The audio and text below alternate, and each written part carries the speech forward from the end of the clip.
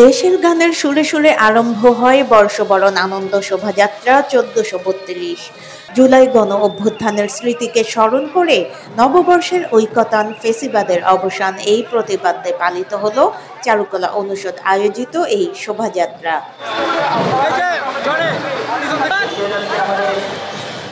বৈশাখের প্রথম দিন সোমবার সকাল ৯টায় চারুকলা অনুষদের সামনে থেকে বের হয় শোভাযাত্রাটি।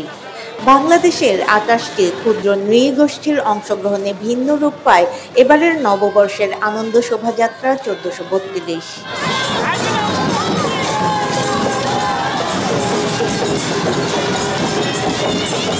এবারের মঙ্গল শোভাযাত্রার মূল প্রতীকী ফেসিবাদের বীভৎস মুখ, কিন্তু শোভাযাত্রার একদিন আগে দুষ্কৃতিকারীরা আগুন দিয়ে পুড়িয়ে দেয় এই প্রতীকীটি। তবু দমে যায়নি চারুকলার শিক্ষার্থী ও শিক্ষকরা। তাদের অক্লান্ত পরিশ্রমে মাত্র ৪০ ঘন্টায় তৈরি করা হয় নতুন প্রতীক।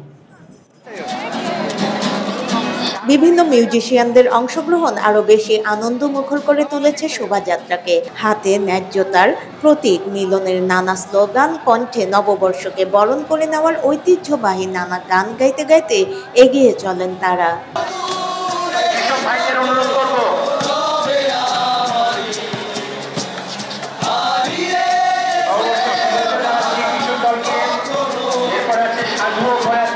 শোভাযাত্রায় অংশ নেওয়া মানুষকে বৈচিত্র্যময় জল রং, সরাচিত্র, মুখোশ, পুতুল ইত্যাদি বহন করতে দেখা যায়। এসো হে বৈশাখ, শুভ নববর্ষ ইত্যাদি লেখা সংবলিত টি শার্ট পরে প্লেকার্ড নিয়ে অংশ নেন অনেকে। শাড়ি, পাঞ্জাবি ছাড়াও ঐতিহ্যবাহী বিভিন্ন পোশাকে দেখা যায় অনেককে। শোভাযাত্রার অংশ নেওয়া মানুষ এবারের নববর্ষকে ভিন্ন আঙ্গিকে দেখছেন। তাদের প্রত্যাশা, আবহমান কালের মিলনের এই সংস্কৃতি সদা বহমান থাকবে। সবাইকে শুভ নববর্ষ। এই নতুন দেশের নতুন সরকার এর কাছে আমাদের এই বৈশাখ নিয়ে প্রত্যাশা থাকবে। সারা বাংলাদেশকে নিয়ে আমরা ভালো থাকতে চাই, সারা বিশ্বকে নিয়ে আমরা ভালো থাকতে চাই। আমরা এই অবহেলিত বাংলাদেশকে বিশ্বের সেরা দেশে হিসাবে দেখতে চাই। বর্তমান সরকার ইউনূস ক্ষমতা আছে, তার কাছে সেটাই আমার প্রত্যাশা।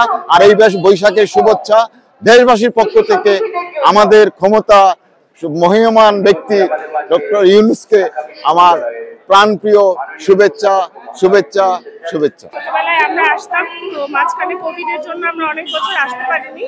এখন আমার ছেলেকে চেষ্টা করি আনতে, তো এবার এসে খুব ভালো লাগছে। নতুন বছর সবাই ভালো হোক, সবার জীবনে আনন্দ খুশি বয়ে নিয়ে আসুক, বছরটা ভালোভাবে যাক সবার, এটাই চাই।